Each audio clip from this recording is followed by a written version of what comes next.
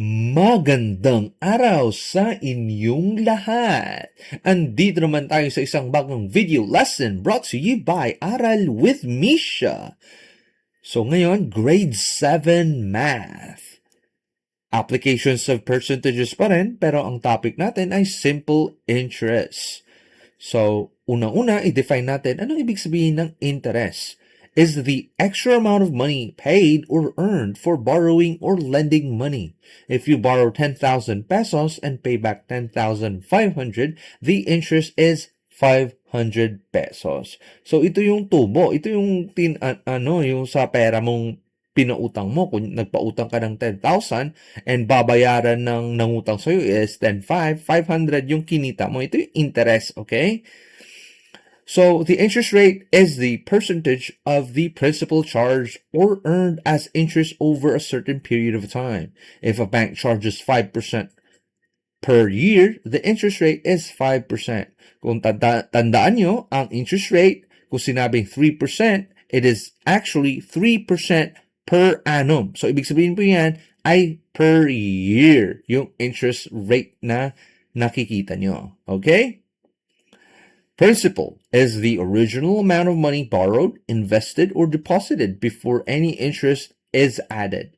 If you borrow 20,000 pesos, the principal is 20,000 pesos. So, yan yung original amount. Okay? Hindi yung babayaran mo. Siyempre, yung babayaran mo, principal plus the interest. Okay?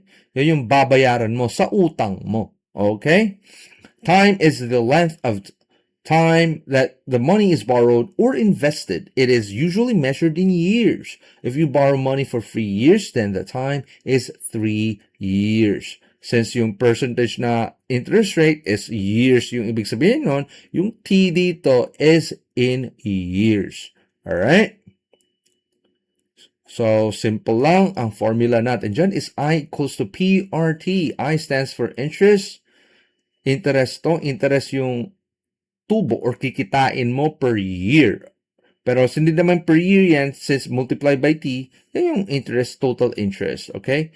P is the principal amount or the original amount. R is the rate, that's in decimal, 0.05, kaya 0.05, 5% interest rate per year, 5% is 0.05, pero pag ipasok mo sa formula, that should be in decimal, okay? And T, that's time.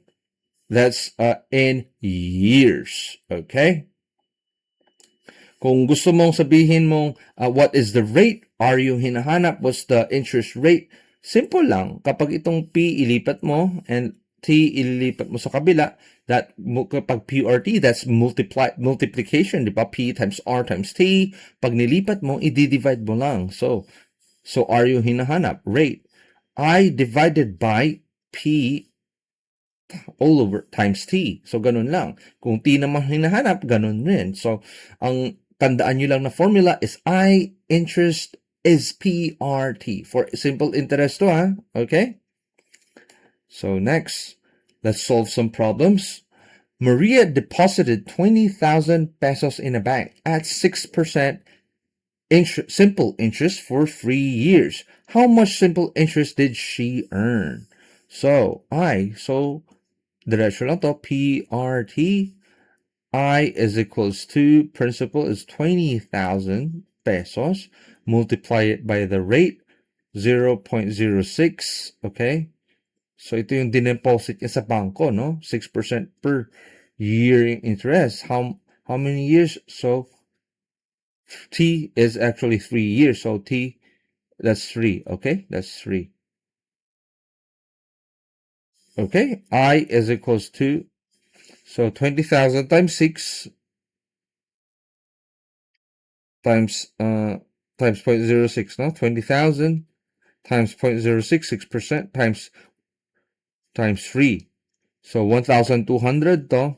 How many years? 3 years. So that's gonna be 3,600. Yan yung total interest na kinita ng kanyang pera na nilagay niya sa bangko at 6% simple interest rate for 3 years.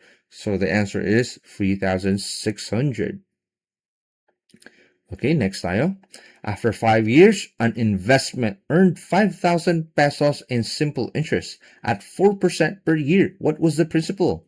So, may investment ka. So, may interest yan at 4% per annum. So, magkano daw yung principal? Magkano yung nilagay mo? Okay? So, I is equals to PRT, di ba? So, principal yung hinahanap. So, ilipat lang natin yung R and T. I divided by R times T. Okay? So, principal is interest. How much earned? That's 5,000 divided by the rate, 0.04. How many years? That's 5 years. Principal is 5,000. All of 0.04 times 5. That's actually 0.2. Okay? So, divide mo lang. 5,000 divided by 0.2. That's 25,000 pesos. So, yan yung principal amount ng iyong investment. Okay? That's the answer. Okay, so ito yung exercises tayo dito for simple interest. May 4 questions tayo. Feel free to just pause, isolve nyo po lahat, yung 1 to 4. And then, pag natapos nyo na, let's compare the solution. Alright? So, let's proceed and solve the problem. So, John borrowed 15,000 pesos at 8% simple interest for 2 years. How much interest did he pay? Nangutang siya ng 15,000. Okay, PRT lang to. PRT. Magkano yung interest na babayaran niya? Nangutang siya ng 15,000. So, that's the principal. Rate is actually 0.08. Okay, 2 years. 2 years yung time. So, 0.08 times 2. That's 0.16, okay, 15,000 times 0.16, okay, so that's 2,400. So that's the answer, 2,400 pesos. Yan yung sagot, okay? So, number 2, a loan earned 2,000 pesos in simple interest at 5% for 4 years. Find the principal. So, may loan. Okay, 2,000 pesos yung interest niya after 5%. After 4 years, principal yung hinahanap. I equals to PRT. Ito yung laging tandaan nyo. So, P is equals to I divided by RT. So, P, your principal. 2,000 daw yung interest niya na nakinita at 5%.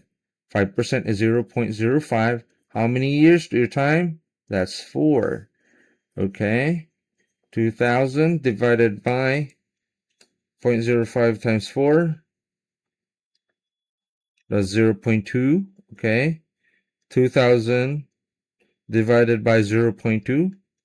10,000. Your principal, okay, is 10,000 pesos. Okay.